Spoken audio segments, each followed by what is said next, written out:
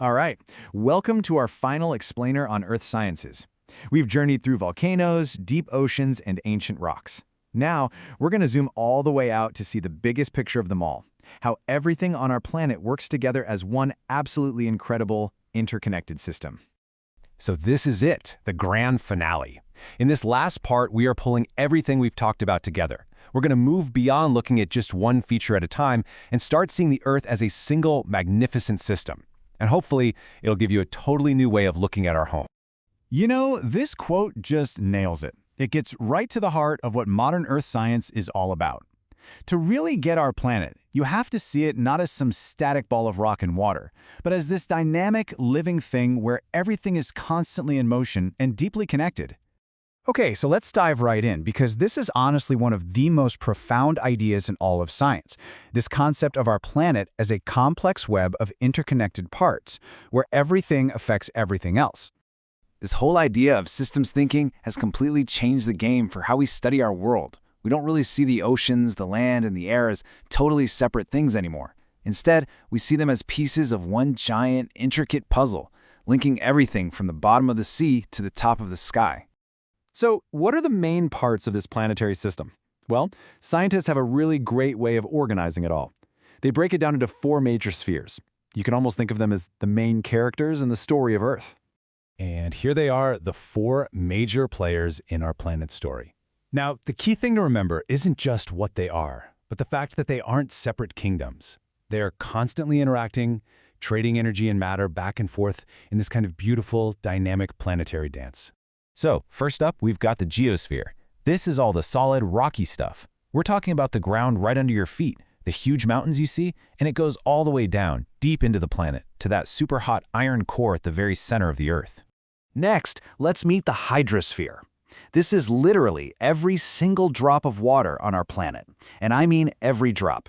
The vast salty oceans, the giant frozen glaciers, the rivers and lakes, and even the water vapor that's floating invisibly in the air all around us. Then you've got the atmosphere. And get this, if the Earth were an apple, the atmosphere would be no thicker than its skin. But that incredibly thin, vital blanket of air is everything. It gives us oxygen, it shields us from the sun's harsh radiation, it's what makes our world livable. And finally, there's the biosphere. This is the sum total of all life. From the tiniest little bacteria living near a volcanic vent at the bottom of the ocean to the massive rainforests, all the way to you and me. All of it, together, that's the biosphere. Okay, so we've met the main characters, right? But the real magic, the real story, happens when they start talking to each other. These spheres are in a constant state of conversation, and a little change in one can send massive ripples through all the others. I mean, just look at this. A giant volcanic eruption. That's the geosphere, the solid Earth doing its thing. But it spews these enormous clouds of ash and gas way up into the atmosphere.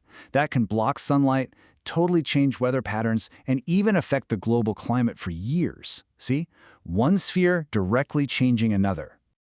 The water cycle is probably the best, most perfect example of this planetary conversation. It connects the hydrosphere, the oceans and lakes, with the atmosphere when water evaporates. Then that water falls back down to the geosphere as rain, where it nourishes the biosphere, all of life. It's this beautiful, endless loop that ties all 4 spheres together. So, the big question, of course, is where do we fit in? Well, the reality is that human activity has now become a major force inside this planetary system, right up there with some of nature's own powerful processes. And to really get our impact, we first have to nail this crucial difference. Weather is what's happening outside your window this very second. Climate, on the other hand, is the long-term pattern. I love this saying, climate is what you expect, weather is what you get. Think of climate as your personality, and weather is just your mood today. And it's that long-term personality, the climate, that we are now changing. And our impact is hitting the climate, the planet's long-term personality, hard. This number right here is the headline. Human activity has already warmed the planet's average temperature by about 1.1 degrees Celsius.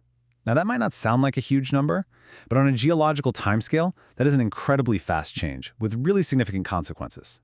And the signs of this rapid change are, well, they're everywhere, because the entire Earth system is responding.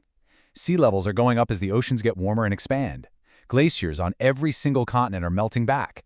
We're seeing a shocking decline in Arctic sea ice. It's like the planet itself is telling us it's changing. Our actions are also having a huge impact on vital resources, like water. Just look at this number, 97.5%. That's how much of all the water on Earth is salt water. When you then realize that most of the tiny bit of fresh water that's left is frozen in ice, you start to see just how precious our rivers and lakes really are. Managing them wisely is absolutely critical. And all of this brings us to one of the greatest challenges of our era, sustainability. Earth science today isn't just about understanding how the planet works, it's also about figuring out how we can use its limited resources in a way that helps us today without wrecking the future for generations to come. Okay, for our grand finale, let's zoom the camera out one last time. I mean, way, way out. Let's step back and see our dynamic, complicated, beautiful Earth system in its true cosmic home. You know, understanding our planet's incredibly deep history, its tiny place in this vast universe, it really helps you appreciate just how special this place is. We are on one small, rocky world circling a pretty average star in a galaxy with billions of them, and yet, this world is just teeming with life. That perspective is, well, it's profound. And when you look at a timeline like this, you really see it. We are part of this immense, ancient story. From the birth of the entire universe, to the formation of our planet, to that first spark of life, all the way to today, where we've become a species that can actually look back out at the cosmos and begin to understand where we came from. So, understanding that Earth is a system, and that we are now a powerful part of it, that leaves us with a pretty profound question.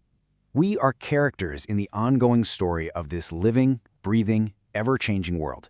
So the question we all have to ask ourselves now is, what story are we going to tell next?